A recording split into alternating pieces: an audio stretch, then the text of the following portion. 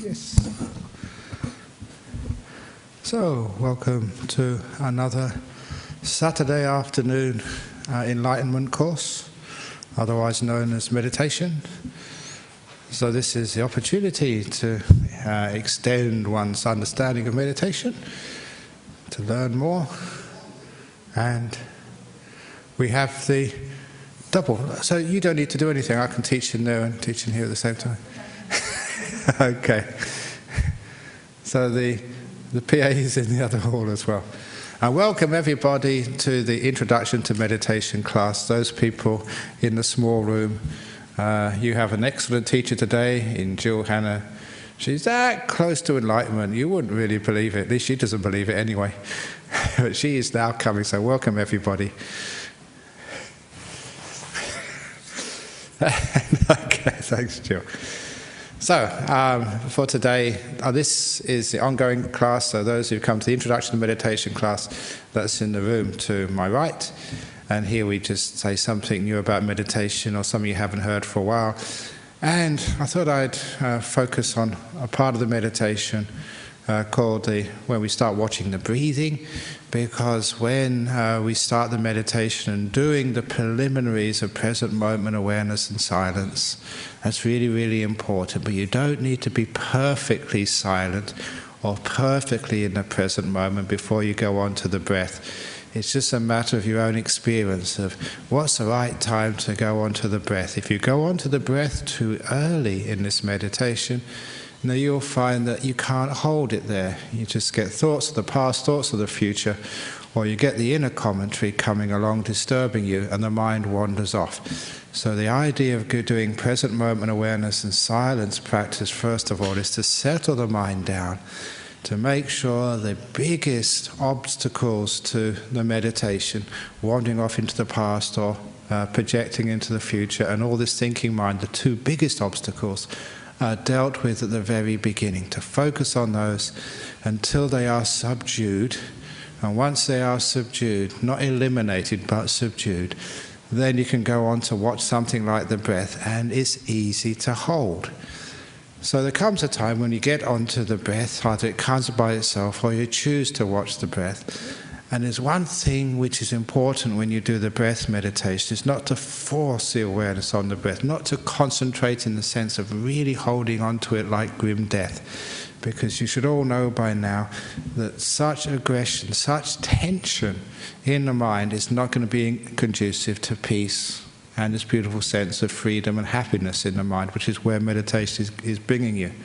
So you don't put too much effort in. If you have to put effort in to hold the breath, it means that you got to the breath far too soon. You should go back to present moment awareness and silence and calm everything down first of all, so that when the breath does come in or you invite it in, it's easy to stay. And even just using language like invite the breath into your mind is a much more useful concept. Instead of grabbing it and bringing it in, you invite it in, which means you're respecting the breath, just like it's a friend. You invite them home, you don't tell them to come home. And once you've invited the breath in, you treat it like a friend all the time. You don't treat it like a slave. I say this in the meditation retreats, when people do lots and lots of meditation, they spend a long time watching the breath. Never think that you are the master or the mistress and the breath is some lackey, some slave, servant or maid of yours. You can tell it what to do. Because if you tell the breath what to do and order it around, it will run away from you. So instead, you treat the breath like a friend with respect. And if you treat it like a friend, the first thing is you don't order it around. You don't tell it which way to come in, which way to go out. You don't go telling the breath, go in long, go in short, be soft or whatever. You just are with the breath. Sometimes I used to imagine myself just like you're holding the hand of the breath. Because you only hold hands with a friend or with a lover, someone you feel really comfortable with. So like holding the hand with the breath means I'm comfortable with you, breath. The breath is comfortable with me. I'm treating you like a friend. I'm not sort of dragging you along like the dog when you take the dog for a walk in the morning. No, you are treating the breath like a beautiful friend. And if that type of attitude, you'll find actually the breath stays with you. Again, when you watch the breath, many, many years of watching my own breath, if it does disappear, it means I got to the breath too soon, or that I've been treating it badly. I haven't really relaxed with the breath. It does take a lot of confidence to let things be, because usually we are of the opinion if we don't put effort, we don't try, we don't control things, it all goes wrong.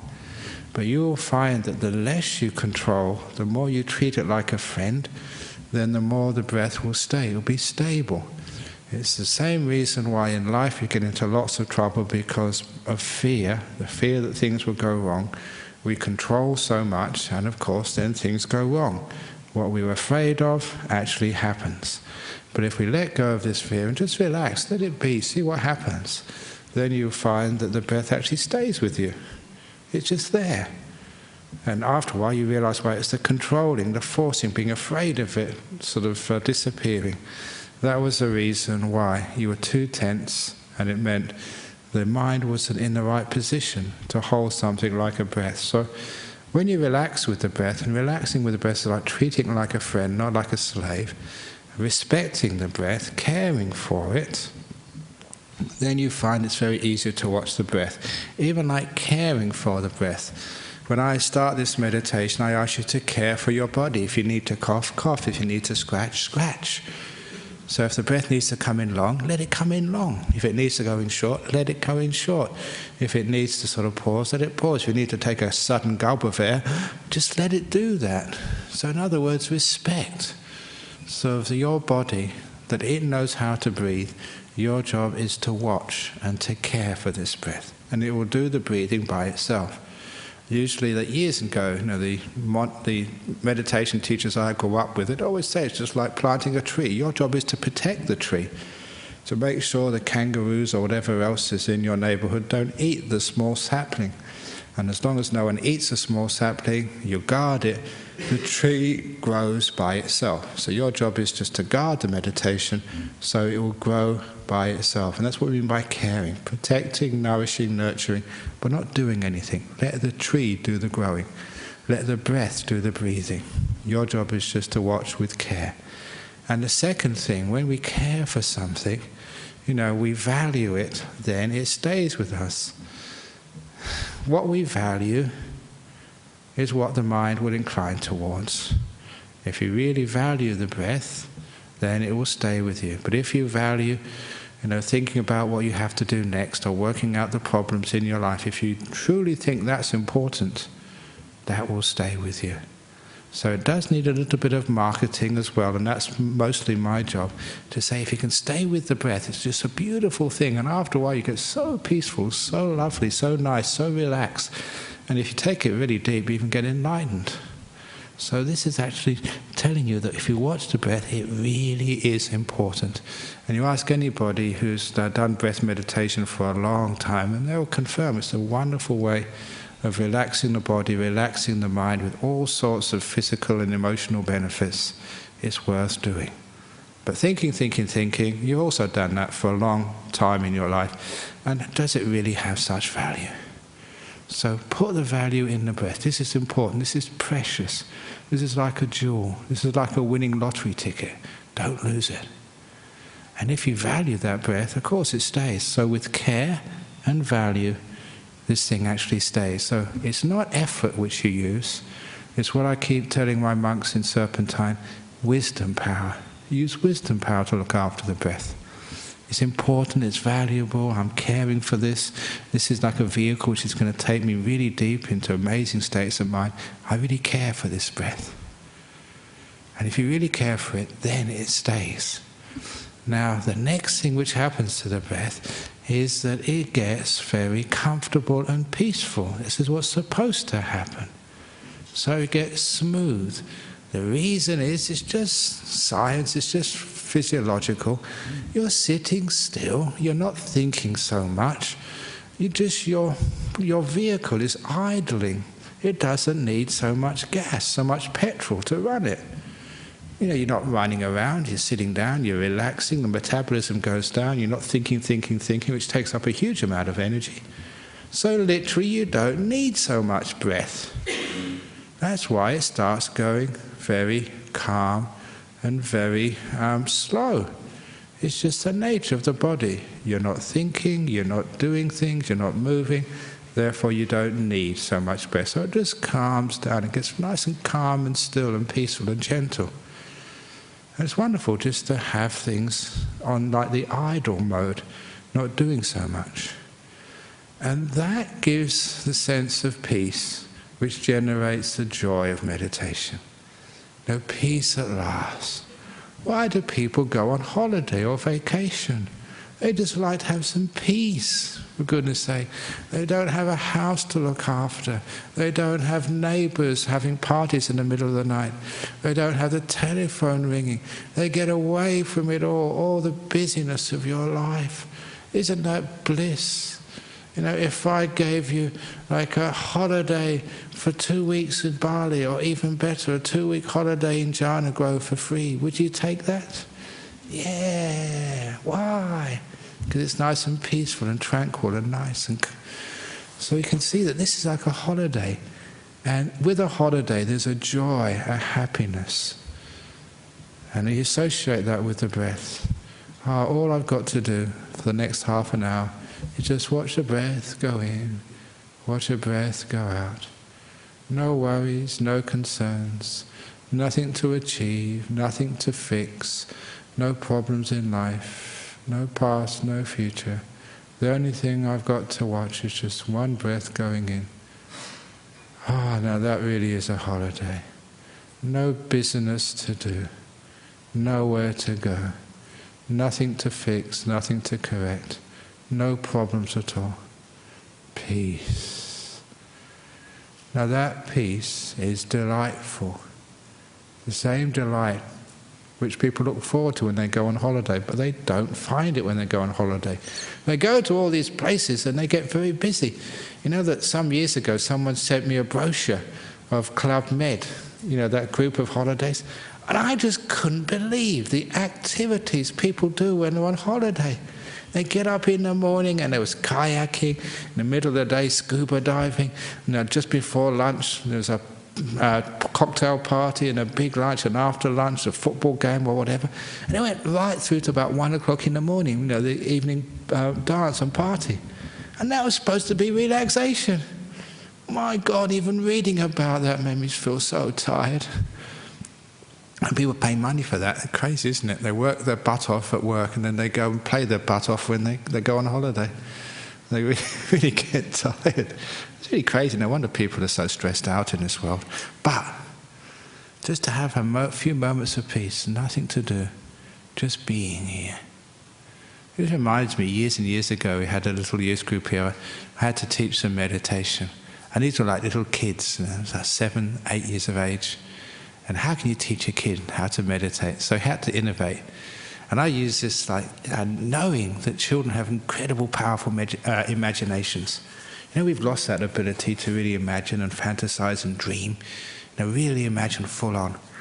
And so I told these kids, I could sit down, relax the body, just like I tell you. And they said, imagine you're floating out of your body, out over to the beach. And I made it sort of really long with all the descriptions. And out into the ocean, the Indian Ocean. And just you go to your place in the ocean, you just drop into the water and it's so warm and calm. You don't have to struggle, you just relax there and you float with your head above the water. And you look around, there's no land, there's no ships, there's no other people. This is your place. No one is going to hurt or harm you here. This is total safe. Nothing problem at all. Just floating in this beautiful, warm, soft water with just blue sky overhead and nothing at all in any direction. And I really got off on this. I know there's kids, I meet them every now and again. They say, yeah, we still do that. Just a little place, their imaginary place in the ocean. And that is a way of getting away from things. Even kids have their stress, as you know. It's usually their younger sister or older brother or something. But they have their stress, but they just go away and find a place of peace. Now, the reason I'm talking about this is to generate that perception of the joy of peacefulness. Because when you're meditating, you get the breath, you're calming down, metabolism has gone down, the body doesn't need so much oxygen, it's nice and still and easy. please enjoy that peace. Get off on it. Remember, you don't have to do anything. There's no struggle anymore. No one's on your back telling you to do things. You're totally free. That really is a holiday. And so once you start enjoying it, that is what I tell the monks, the pivot point of meditation. You're enjoying just being with the breath. It's just so nice, just being here. When I do this, I don't need to talk, I don't need to counsel, I don't need to do anything. I'm totally free, free of the world. You feel so peaceful, you really are relaxing. And once you start to enjoy that, that's when you get addicted to it, which is good. Be addicted to peace. It's much better than being addicted to stress and thinking and worrying. What you're doing, you're valuing this. And once you value it, the mind automatically will go back there again and again, because you enjoy the meditation. It is actually a most wonderful way of spending 40 minutes. You look forward to it, because it's so relaxing, so peaceful, so joyful, just being with the breath going in. Being with the breath going out. So nice, so free. And once you get that joy in meditation, then you're off. You enjoy the meditation, it gets deeper and deeper, and you get some really amazing, happy states of mind. But that is coming later. So in the time being, present moment awareness, silence, and then just work with this breath. Be a friend to it, it will settle down by itself. The wisdom tells you the cause is you're not doing anything, you're not worrying about things. Even the brain is not consuming so much oxygen. So you get very peaceful and very still. And that becomes a great sense of joy. So it's really easy. So any questions there? Good. Questions come afterwards. Okay, so let's get into some meditation.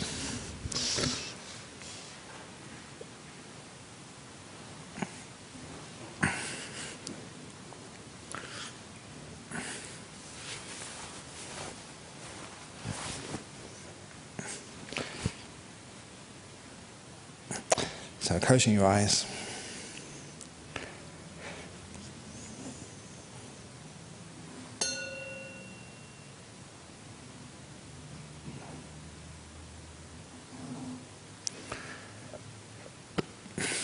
And bringing an awareness onto the body.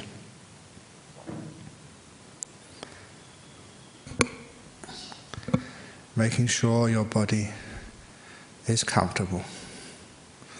There is no magic posture which suits everybody. Your posture is probably unique. The only meditator in the world who sits like you is you, and that's good.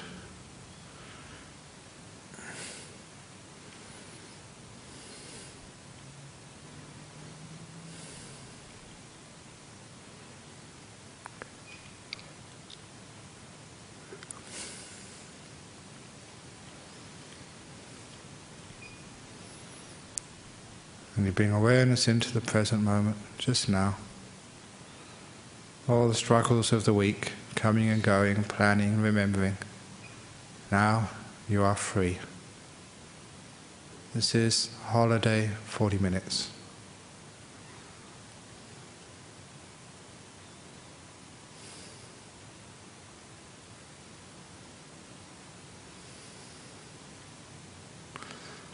And as you settle your awareness on your own body, spending quality time just with your body, with nothing else. It's amazing just what you can pick up.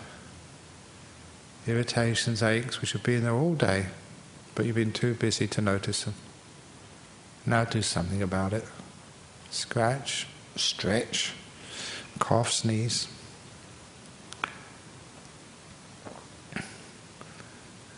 Being responsive to your body. Your body is your friend. Again, not a slave. So just like a good friend which you care about, you ask, is there anything you need, friend? Anything I can do for you? Ask that to your body. It's amazing what you hear from your body when you ask it what it needs.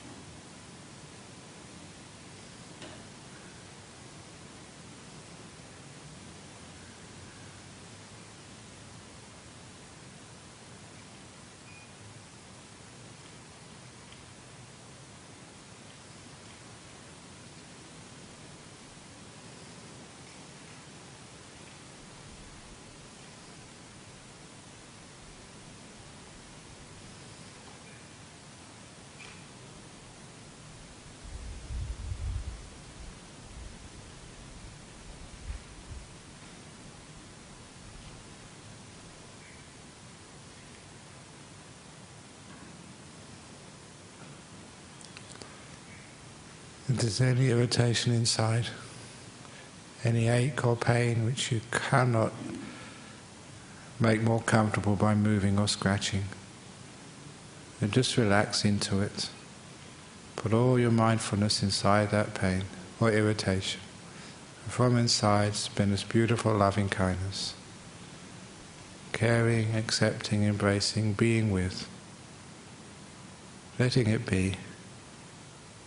It's just part of life. And I'm with life, not against it.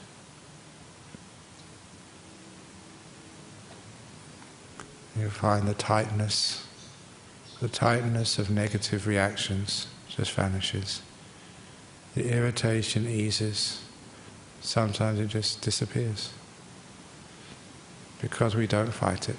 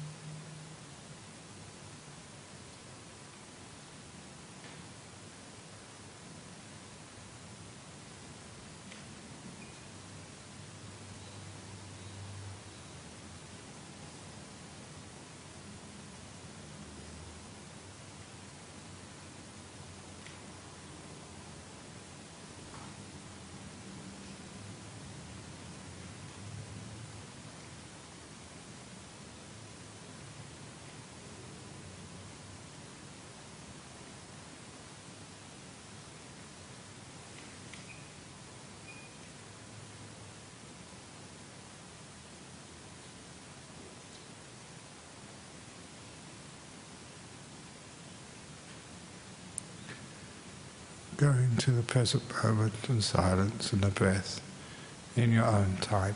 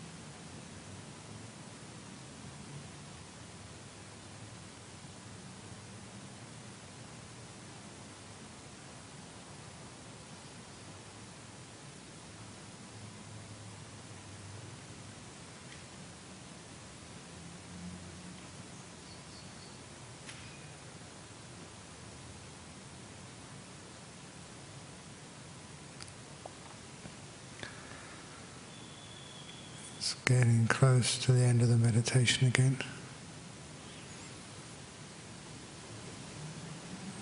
What are you aware of? What is the content of your mind? And what is the quality of your mind now? It's how much peace and relaxation and happiness have been generated.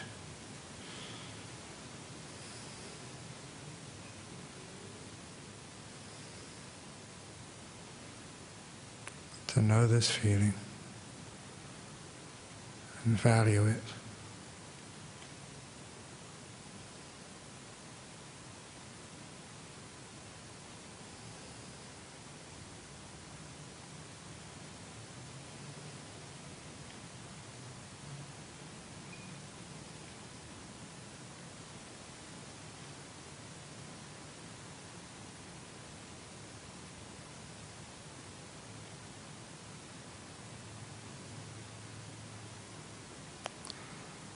Now I'm going to ring the gong 3 times. When the gong finishes ringing for the 3rd time, come out from your meditation.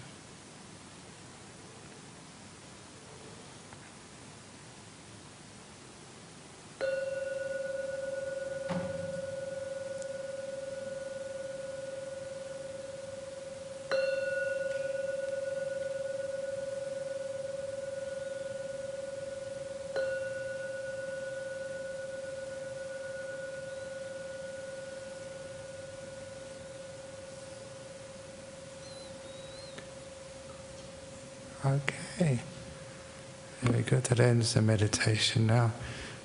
And apparently, because we're streaming this live as well, just the last couple of Friday nights, all these talks have been streamed all over the world, and we've been getting questions from all over, and they've done the same now. My goodness. So there's 3 questions here. One is from Bulgaria, one is from Cape Town, South Africa, and the other one is from Omaha, Nebraska. It's amazing, isn't it? Just way around the world. So the first question I got, this is from the internet. So, hi, in Bulgaria, can a person with a chronic breathing sickness, difficulty breathing, the need to cough every 1 to 2 minutes, practice meditation? If no, what can be done to help such a person? Thank you. Yeah, of course you can. So, you just follow those instructions, being the present moment first of all. Because if you're in the present moment, the idea of 1 or 2 minutes doesn't really make any difference at all. When you really get into the present moment, the whole concept of time vanishes. You're just here. But it's important that if the body needs to cough, just cough. Don't control it, let it be. As if you don't own the body and let the body do the coughing. You're just this observer. Then you find it doesn't disturb you.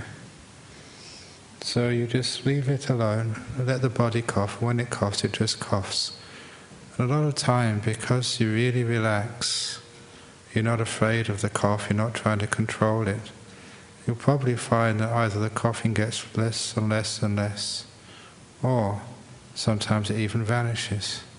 Never underestimate the power of peace. So yeah, you can do with chronic breathing sickness. If you do the meditation properly, look upon your breathing as a friend. It's a sick friend, so care for it. So a lot of times that I've been with sick people, you've cared for them. And as I said last night, never look upon sickness as something wrong. It's part of life. Embrace it, be with it, relax with it, and it gets less. So, I've had hay fevers. Sometimes you had coughs. I can remember several occasions. Probably the classic occasion once when I was in Canberra, in the capital of Australia, giving some talks, and I got a cold in the morning, Canberra being such a freezing capital of this country. Got a cold one morning, and my host decided to take me out just for a short visit, and ended up going out all day. By the time I got back, I had to give a talk. No time for a shower. Just a quick cup of Chinese tea. That's all I could get, and I was going to give a talk. I had this terrible cold, sneezing, running nose. felt awful. I was trying to give a talk, and it lasted for about 15 minutes, and I just gave up, because you'd start a sentence and then you'd cough. You'd have to wipe away, the stuff dripping down from your nose. And so I told people, okay, let's just meditate for half an hour. So I was meditating in the middle of a very, very bad cold, flu-like. And after half an hour, then we finished the meditation. I gave this 1 hour talk with not a cough, with not a sneeze. That was really amazing. Just to see just how you just really relax deep. And of course, you know how to do that, being a monk for such a long time. And some of those symptoms, incredible, they disappear. So yes, go for it. So going to Bulgaria, or girl from Bulgaria, yes, do it, but do it properly. Not with force, not with control, not with fear. Making peace, being kind, being gentle, present moment awareness. And I think you'd have some amazing results. James from Cape Town, South Africa. I tend to fall asleep. How can I prevent that? Why do you want to prevent that? You must be tired. Especially, I know, what time is it in South Africa now? About 8 o'clock in the morning. Is that right? 8 o'clock, 7 o'clock in the morning? Sometime like that. So, you probably got up too early this morning.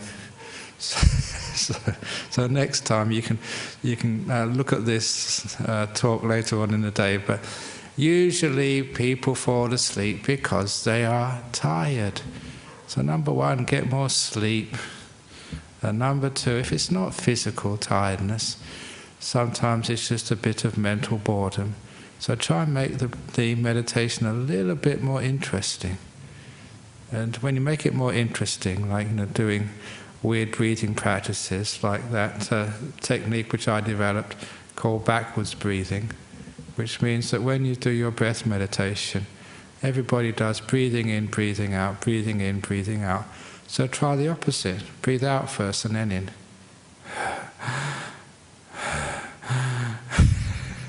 You'll be surprised, it actually feels different.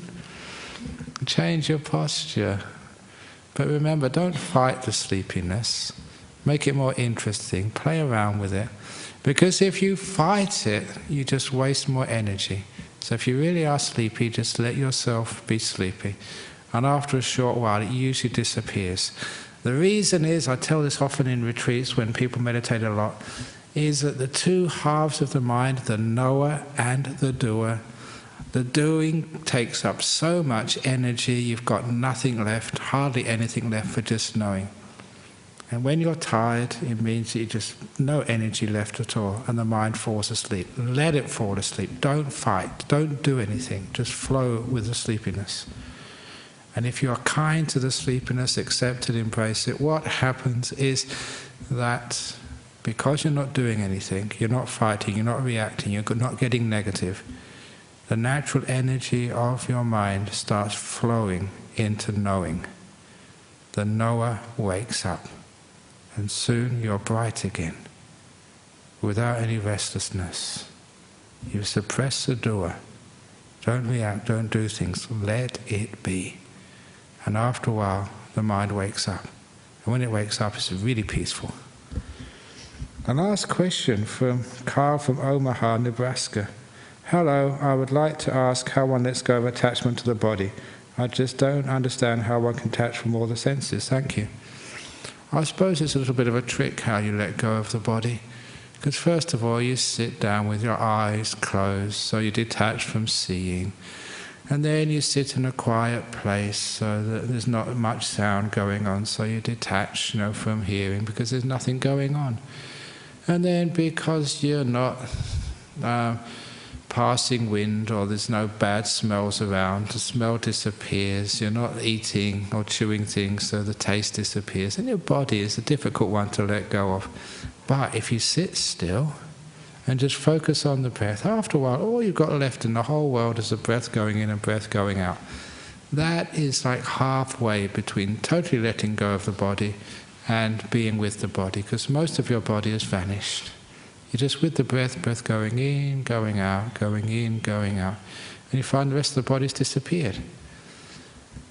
Remember very early on in Thailand when you had all these hundreds of mosquitoes all over you, and sitting out in the jungle in the evening time was just very, very unpleasant. So I just watched my breath. I really watched my breath so well that after a while all I could feel was my breath going in and breath going out. I could feel no mosquitoes on my body at all. I couldn't feel my arms or my head or any other part of my body. It all disappeared.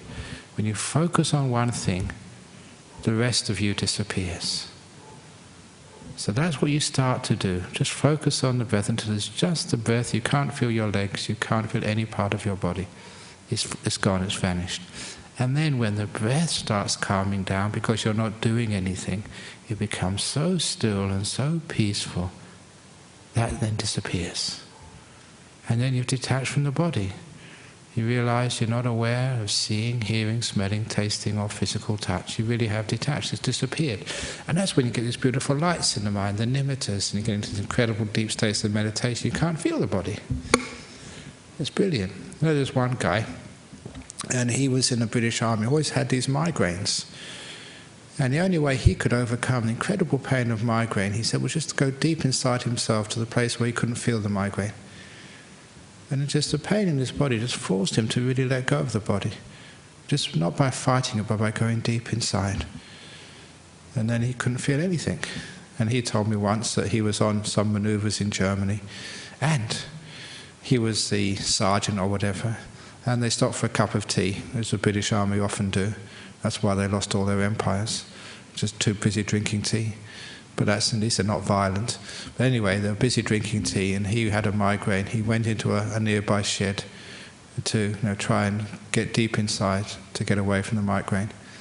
And this told me that he actually really got into some deep meditation, because apparently the order was changed and the soldiers had to stop drinking tea and go to some other destination on some exercise. And they forgot about him. So they left him in this shed, just in his meditation. And then later on they realized, oh my goodness, we've forgotten the sergeant. So they drove back, and there he was sitting, and they literally, these soldiers, they picked him up, still sitting, and put him in the back of a truck.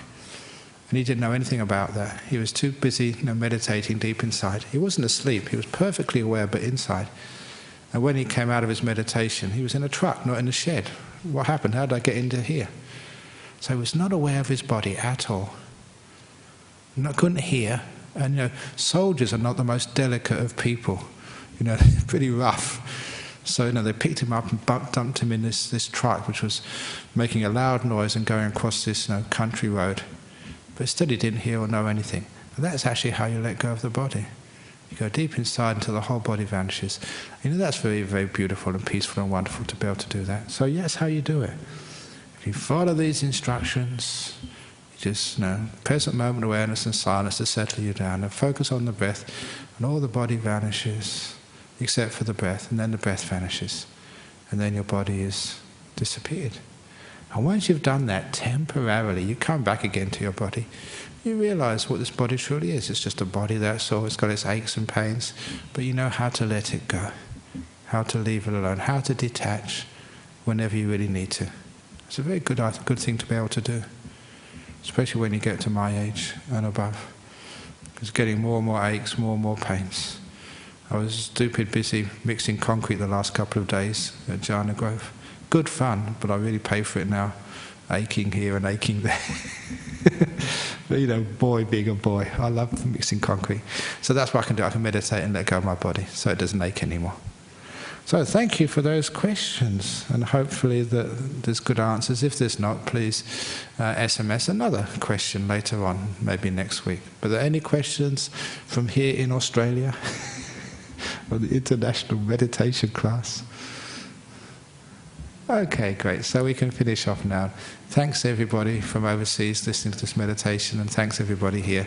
We can now pay respects to the Buddha, Dhamma and the Sangha.